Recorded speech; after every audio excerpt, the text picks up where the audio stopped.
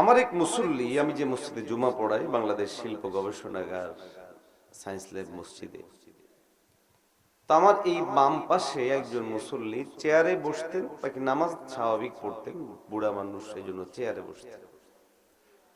আমি অনেক সময় খেয়াল করে দেখেছি যে আল্লাহর বান্দা দোয়ায় অথবা বিশেষ করে যদি বাবা মায়ের হক রিলেটেড কোনো কথা বলি, দুই চোখ দিয়ে অঝরে পানি ঝারে, চোখের পানি ফেলতে থাকে।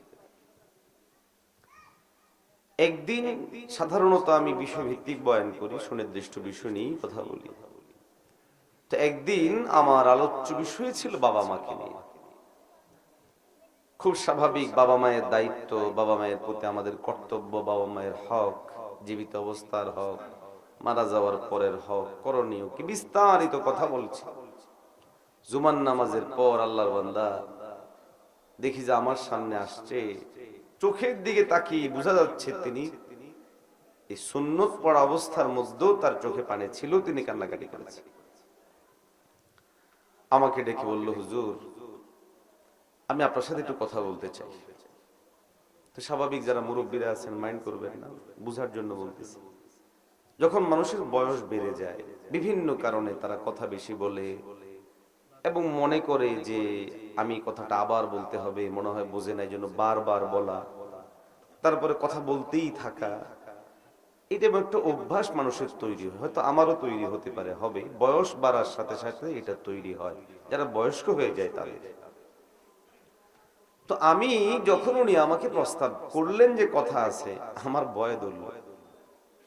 কারণ অনেকেই আছেন স্বাভাবিক, মায়া পাইলে, হুজুরকে পাইলে কথা বলা শুরু, অনেক কথা শোনাবেন। আমার আবার মাহফিল দূরে, আমি তখন একটু এড়িয়ে যেতে চাইলাম যে না, আপনি পরে কথা বলবো বা এই টাইপের। কিন্তু দেখি যে বেচারা হাউমাউ করে কেঁদে দিল। আল্লাহর বান্দার এই চোখের পানি দেখে, কান্না দেখে আমি ভাবলাম যে না, এটা উচিত হচ্ছে না। আমার বাবার বয়সে একজন মানুষ কথা বলতে যাচ্ছে, আমি ওয়াজে 10 মিনিট 15 মিনিট পড়ে যাবো, অসুবিধা নেই, কথা শুনে যাই তিনি কি বলেন। আল্লাহর বান্দা তখন কথা বলতে শুরু করলেন। ইয়া সুবহান, ওনার কথা এগুলো আমার এখনো মনে হলেও আমি আশ্চর্য বোধ করি। উনি কথা বলার শুরুর আগেই আবার কান্নাকাটি করা শুরু করেছে। তাই বলে, মুরব্বী আমার একটা প্রোগ্রাম আছে, আপনি যা বলবেন আমাকে একটু দ্রুত বলেন এবং যা বলতে চান একটু সংক্ষেপে আমাকে আপনি শোনান, কি সমস্যা? আপনার যদি ব্যস্ততা থাকে আপনি যান, কিন্তু আমি আপনার সাথে কথা বলি, আমার কলিজার মধ্যে আগুন জ্বলতেছে, আমি এই আগুনটাকে একটু ঠান্ডা করতে চাই। মানুষ কখনো কখনো দুঃখ যদি বলে, তখনও দুঃখ কি হয়, পাতলা হয়।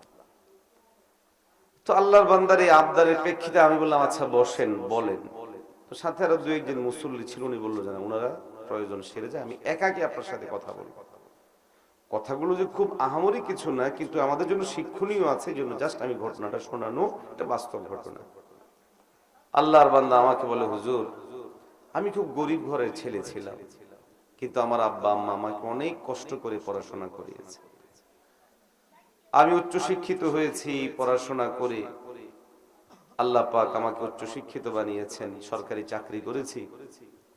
চাকুরির মেয়াদ শেষে আমি বেশ টাকা পয়সা পেয়েছি, মানে লম্বা কথাই যা হয় আর কি। এখানে আর মাঝখানে অনেক কথা বলেছি, আমি সংক্ষেপ করে বলছি কারণ আমার মূল বিষয় আমি নাইলে হারিয়ে যাব সময় কম। তো তখন এই আল্লাহর বান্দা বলতে আরম্ভ করলেন যে হুজুর, আমার বাবা একজন হত দরিদ্র মানুষ ছিলেন, কিন্তু আমাকে পড়াশোনা করাইছেন, আমি উচ্চশিক্ষিত হয়েছি। এরপরে আমি রিটায়ারমেন্টে গিয়ে টাকা পেয়েছি, সেই টাকা আমি ব্যবসা করেছি, স্বর্ণের ব্যবসা। তো স্বর্ণের ব্যবসা করে ধানমন্ডির মতো জায়গায় আমি প্রথমে একটা দোকান নিই ভাড়া, পরে দোকানটা আমি কিনি, এরপর আরেকটা দোকান, এরপর আরেক দোকান, কয় দোকান হলো, 3 দোকান। আমি হিসেব করে দেখেছি আল্লাহর বান্দার এই 3 দোকানের হিসেব যদি করা হয়, এটা মানে 10-12 কোটি টাকা পার হবে, এই পরিমাণ সম্পদের মালিক তিনি। 3 দোকান মিলি ধানমন্ডিতে 2200 স্কোয়ার ফিটে একটা বিশাল ফ্ল্যাট তিনি কিনেছেন, গাড়ি ছিল। তো এই কথাগুলো বলে আল্লাহর বান্দা এবার চোখের পানি ফেলতেছে, বলতেছে হুজুর এই হলো সম্পদের হিসাব। সন্তান, আল্লাহ আমাকে 3টা ছেলে সন্তান দিয়েছে, মেয়েও কয়েকটা যেন বলল। ছেলেদের মধ্যে বড় সন্তান ঢাকা ভার্সিটি থেকে মাস্টার্স করা, ছোট ছেলে অনার্স কমপ্লিট করা, একদম ছোট ছেলেটা একটু মাথায় সমস্যা, তাদের এই অবস্থা। তো আল্লাহর বান্দা বলল, হুজুর আমার এই সম্পদগুলো বর্ণনা দেওয়ার পর এবার আমি আপনাকে বলি, আমার এই সম্পদ, আমার সন্তানগুলো, এখন এগুলোর কথা মনে হলেই আমার চোখের পানি আসে। কেন? আশ্চর্য কথা না? কথা বলে আশ্চর্য হওয়ার কথা না? আপনি আমি যেখানে লাখ টাকা হলেই খুশি, বা এখন যেটা সিচুয়েশন চলছে, এখন কোটি টাকা হলে মানুষ বড় লোক, এলাকায় একটা আলাদা প্রভাব তৈরি হয়, দাম তৈরি হয়। ও জায়গায় লোকটা 20-25 কোটি টাকার মালিক, ঢাকা শহরে প্রতিষ্ঠিত, ছেলেরা প্রতিষ্ঠিত, উনি প্রতিষ্ঠিত, চোখে পানি কেন? মুমিন মুসলমান ভাইরা আমার,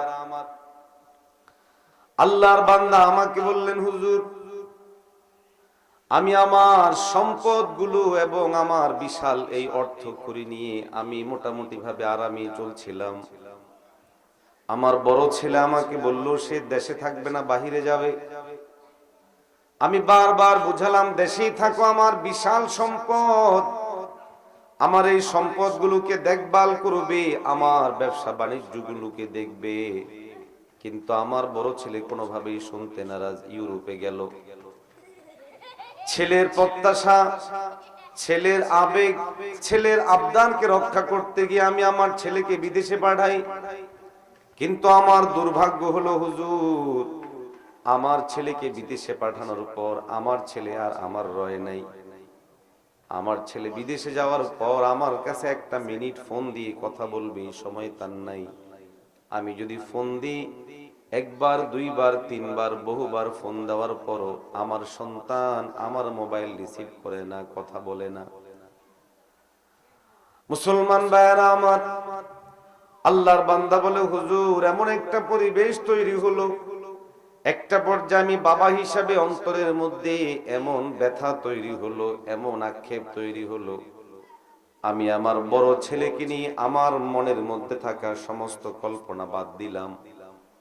আমার মেজো ছেলেকে আমার ব্যবসার মধ্যে আনলাম।